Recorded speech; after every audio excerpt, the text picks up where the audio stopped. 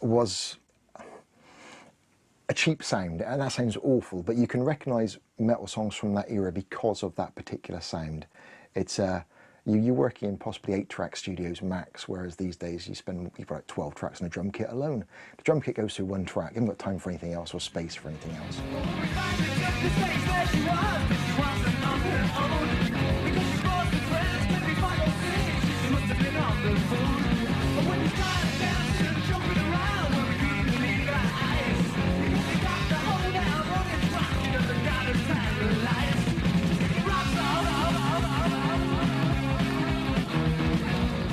Def Leppard EP is one of the high points of very early new wave of British heavy metal. Very interesting to note who picked it up at Radio 1.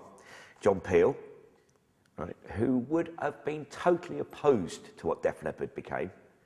Andy Peebles, the doyen of soul music, as was at the time on Radio 1. He picked it up. He was a DJ that liked music. And honestly, that's a rarity. It really is. But his thing was soul music. And yet he could see or could hear, you know, there was something in what Def Leppard did on that early.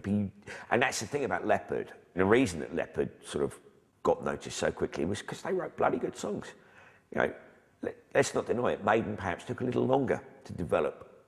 Whereas, you know, Steve Harris was thinking a bit of punk, a bit of prog, and a bit of UFO, let's see what happens. Leppard were like, sweet, Slade, you know, great catchy songs, let's do that, you know, still loud and abrasive and reactionary, but, you know, and that's probably why Leppard got noticed so quickly. They really, and always have concentrated, no matter how flippant critics' remarks have been down the years about what they do, they've always been very, very, very sort of careful about how they wrote their songs. Maiden soon followed suit, and in November 1979, the band pressed and released 3 songs from their demo to create a higher profile calling card, the legendary Soundhouse tapes. That demo tape was released on their own label. They only did a 5,000 pressing because they wanted to keep it exclusive for the fans, and it was called the Soundhouse tapes. And we had a copy of that in the office, and it was just, well, we had to have it, and it's been played every day. Everyone loved it. It was fantastic. It was a breath of fresh air, really, at the time.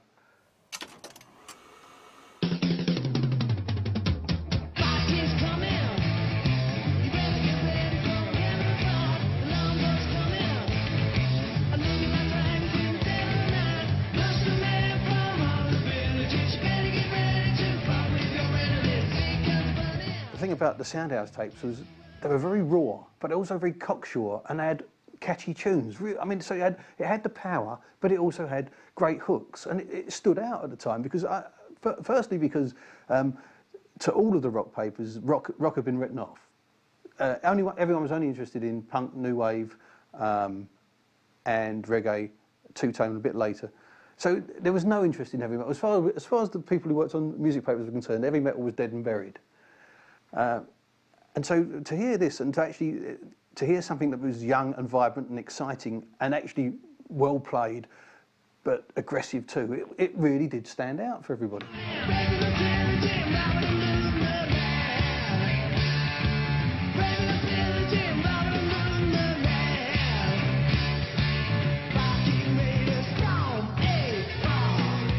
Maiden's Soundhouse tapes obviously was a pivotal release in the new wave of British heavy metal genre.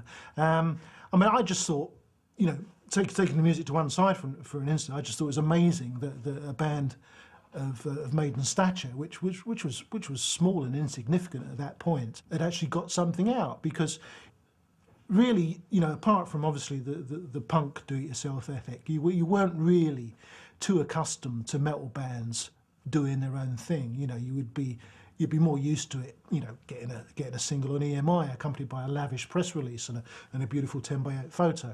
So to get this, you know, scabby Soundhouse tapes thing through, you know, was a bit of an eye opener, really. And I think you know, perfectly captured Maiden's spirit at that time. They were selling it off the back of their truck, and they couldn't get enough. I mean, they never thought they'd sell them that quick. And when they went back to press more, you know, the dreadful thing had happened. They didn't have enough money on the demo tape to actually keep the like the masters and stuff. And when Steve, I think it was, went back to, you know, get the masters and do more pressings, they'd gone over it. They couldn't even buy it or anything. It had gone, you know. Then they couldn't afford to pay for the tapes at the time of the recording, and yeah, it had gone. Yet Maiden didn't require any further copies to make their mark. Weeks before the release of the Soundhouse tapes, the band had been offered a recording contract with EMI, and in mid-November, they debuted on the Radio 1 Rock Show. Elsewhere, freshly signed bands were recording and unleashing their debut albums, and the first of the major new wave acts to release a long player were Yorkshiremen Saxon. They're from Barnsley, you know. Their gimmick was that they preferred a cup of tea to a pint of beer, which is a load of bollocks, but I mean, you know, that's their little bit of spin. They were important in the scheme of the new wave of British heavy metal, but I think benefited very much from the fact that it happened. Whereas Maiden and Leppard, in the early days, sort of spearheaded the movement. Saxon, to a certain extent, benefited and were lucky that it happened. Because the first Saxon album isn't very good.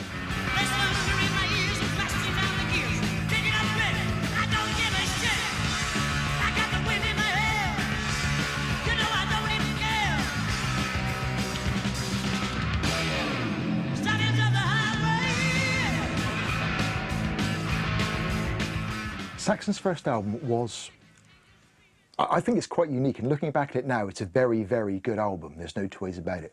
The band themselves will tell you that it's not quite what they had in mind. And later albums, Wheels of Steel in particular, I know I was told that the demos of Wheels of Steel are almost exactly the way the album turned out. But Biff was on record as saying that the trouble with the first album is when they went home at night, the producer, John Verity, who was known for his melodic touches, would then add all these backing vocals. And he referred to it as the Ooh Ooh Ah Ah album, because they didn't have backing vocals, they didn't have a backing singer. So strip away a lot of the gloss and strip away all the backing harmonics, and you've actually got quite a heavy album, a very different album. Samson were the second band to release a debut album in '79. Formed by guitarist and vocalist Paul Samson 2 years beforehand, their heavy blues rock sound had made them a favourite at the bandwagon, and they'd issued 2 self-pressed singles in 1978, which many see as the first releases of the new wave of British heavy metal. Having recruited drummer Barry Graham after his short stint in Iron Maiden, their first album, Survivors, hit the stores in May. Samson was put together by Paul Samson and was heavily influenced from early blues type of bands. Now, the kind of bands that Paul was influenced by were Grand Funk, Mountain, all those kind of bands, English bands like the Groundhogs. For those of you who don't know these bands, look them up, because you'd be surprised at how much you would be able to hear the influence that these bands actually fed into the new wave of British heavy metal. So we were a blues-orientated band, but with an attack of a hard rock band. It was honest. It was really, you know, a pushy type of band, and it was just filled with energy. You find a single dancer, you pass us in the streets, you ignore us when you see us, and crush us with your feet. Well, waiting for you, big brother's coming through. Well, fighting outside, big brother next in line. Paul Samson, God rest his soul, was a blues rocker at heart. Probably as bemused by the new wave of British heavy metal as you know, Robin Trower might have been. You know, I mean, that's really where his heart lay. And just again caught up in, you know, where you had bands like Jaguar and